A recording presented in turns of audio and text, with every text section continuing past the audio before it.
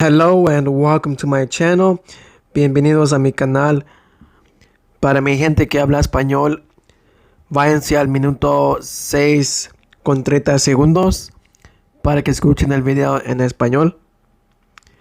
And for my English speakers, just stay here because starting from minute 6:30 is when we will change over to Spanish. And we are here to talk about the what if roster if the US had qualified to the Olympics. We all know what happened. We all know that the US took a C team to try and make the Olympics in Mexico. Unfortunately, it didn't go that well. They faced a team that is very good defensively, and things happen like that. But without a doubt, this would have been a very competitive team, and let's talk about it.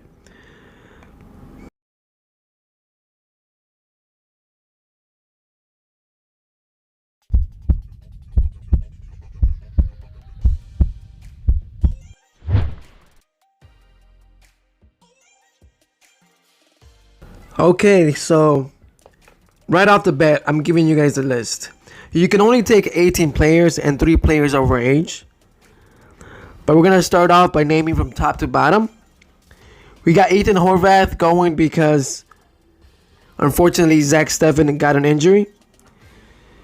My personal opinion on this would be that if Zach Steffen or Ethan Horvath would have to be chosen to start for the national team, it would be Ethan Horvath, but we all know that Coach Berhalter would keep him here.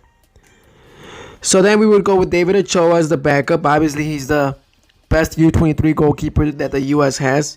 Very good, very reliable, very tenacious.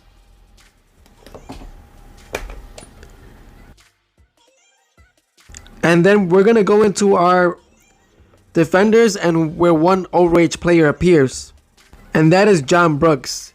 John Brooks, because he's reliable defensively. He's a leader. In my eyes, he should be the captain of this team. One of the best center backs in the Bundesliga.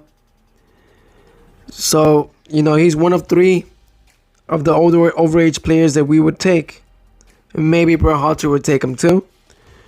And then we have Reggie Cannon, Sergino Dest, Mark McKenzie, and Anthony Robinson. We're only taking 2 center backs. I know teams usually take 3. But if we're going to take, 2 center backs and 3 wingers, Anthony Robinson can fill in as a center back at times. We do know that John Brooks gets injured, but lately he's been doing very well with that. Reggie Cannon has been playing great. He doesn't look that well against, better teams, but against CONCACAF teams, he does great. And we do know that the U23 level is not the same as the overage players. Going onto our midfielders, Tyler Adams, Sebastian Lletget, one of our older players here too. Somebody that Coach Berhalter really trusts and the team likes very well. Along with him, we're taking Weston McKennie, Yunus Musa, and Jackson Ewell. In case any of these guys get injured, any of these guys can fill in that spot. Coach Berhalter wants to play with a 4-3-3, well, 4-2-3-1, but we saw that he played with Mexico with a 3 center back line. I don't think he would do that here for the Olympics. Well, whoever would coach this team, obviously. And we're good there in the midfield. We got 5 guys who are very reliable. They each bring something different, but the team is covered well there. And now to our forwards/wingers. We have Brandon Aronson, Christian Pulisic, Gio Reyna, Tim Weah all on the wings. And we have Josh Sargent and Daryl Dike as our forwards. Tim Weah can fill in there in case any of these guys get hurt. And Brandon Aronson, Christian Pulisic, and Gio Reyna can all play at the wings, along with even Josh Sargent and Timothy Weah. So these are guys that can do very many roles here. And this is a team that I feel that would represent the U.S. the best if they would have made the Olympics. The what ifs never exist. we'll never know what would have happened with this team if they would have made it. I think it would have been a very serious contender to get out the group. You know, Mexico's playing well right now too, overseas, against teams that already made the Olympics. They got 2 wins, 1 draw with a last-minute penalty that they gave Saudi Arabia. And that's with Mexico's BC team, you know. It's a mix of a bunch of players. But this is a good U.S. team that did well against Switzerland, only lost 2-1. And they beat Mexico in overtime. It sucks that they didn't make it. It would have been very interesting to see them. I think they would have been a favorite to get into the top 6 of the World Cup. Obviously, it's top 8 and then semis. But you never know how these other teams show up. Spain's U21 team just beat, if I'm not mistaken, Lithuania 4-1. So you can talk about your own team, but you don't know how the other teams are. You know, you got France, Germany, Romania. Mexico is very good too. They don't play the U23 teams, but they are very competitive. We all know they've won the Olympics before. I think this was a very good chance that the U.S. missed out on. But a lot of these guys can play again in the next Olympics. Now I'm done with my English version of this video and we are gonna go into Spanish. Bueno, mi gente, esta es la lista que iría a las Olimpiadas de parte de Estados Unidos. El portero Ethan Horvath, creo que para mí es el mejor portero de Estados Unidos. El fútbol es de momentos. Ethan Horvath lo hizo muy bueno. Y es un muchacho que sería el primero de los 3 refuerzos de la mayor edad que se pueden traer a las Olimpiadas. Atrás de él tendríamos a David Ochoa, que ya lo hemos visto en las Olímpicos, jugó muy bien. Lamentablemente tuvo un error contra Honduras, pero no quiere decir que él hizo mal su trabajo. Llegaron ahí gracias a él hasta las semifinales. Ahora vamos con nuestros defensas. John Brooks, Reggie Cannon, Sergino Dest, Mark McKenzie y Anthony Robinson. Vamos a llevar 2 centrales. Eso porque tenemos muchos buenos jugadores en las bandas. Ellos se cansan más que los centrales. Y solamente llevaríamos 2. John Brooks, el otro jugador de mayor edad. Un defensa que no, teniéndolo él, no tienes miedo atrás. Te vas a sacar el jale. En las bandas tendríamos a Reggie Kenny, Sergino Dest y Anthony Robinson. 3 jugadores que les gusta correr mucho y tendrían que tener a alguien para reemplazarlos. El otro central sería McKenzie, también que jugó contra México. Tuvo sus errores, pero no quiere decir que sea mal defensor.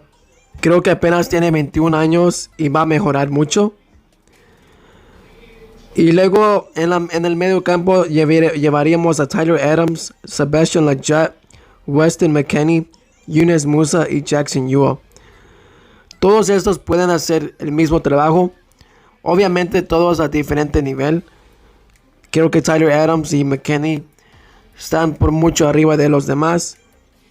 Pero son muy buenos jugadores los demás también.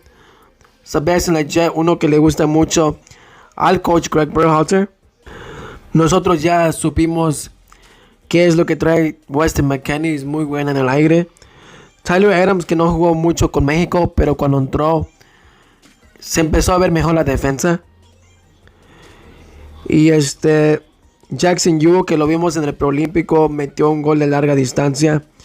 A mí me gusta mucho. A los fanáticos de Estados Unidos no les gusta.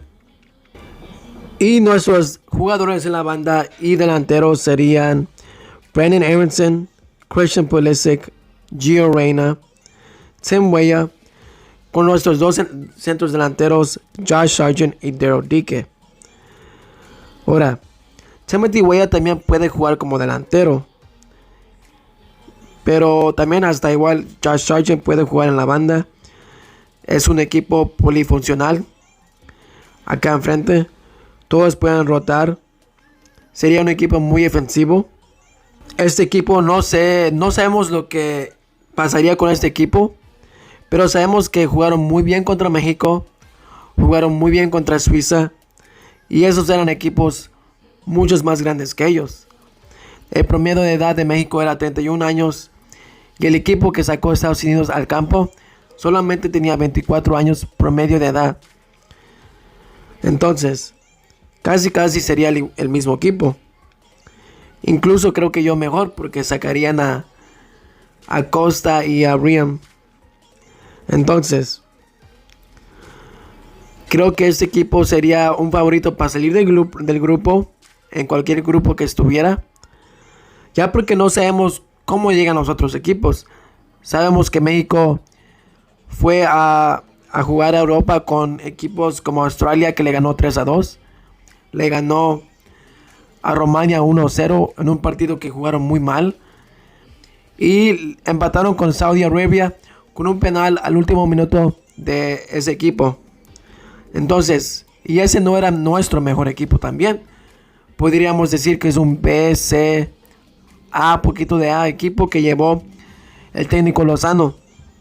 Me gustaría ver a este equipo, lamentablemente no pudieron llegar porque menospreciaron el área. Ya creo que sí le ganaron a Costa Rica muy bien 4-0. Ya un Costa Rica que ya estaba muerto, que sabían que iban a cambiar técnico. Honduras, como ven, no le va a dar a nadie puntos. Empató con México a penitas. Y le ganaron a México. Pero saben que no va a ser fácil aquí. También sabemos que no. Tal vez creo que tenga mejor nivel la sub-23 de Francia que la de Honduras o la de Costa Rica. La verdad no sabemos. Ya eso es incluyendo los 3 refuerzos. Qué triste que no pueda estar este equipo ahí, pero así pasan las cosas. Díganme su lista de los jugadores que ustedes llevarían a las Olimpiadas de Estados Unidos si hubieran llegado. Gracias.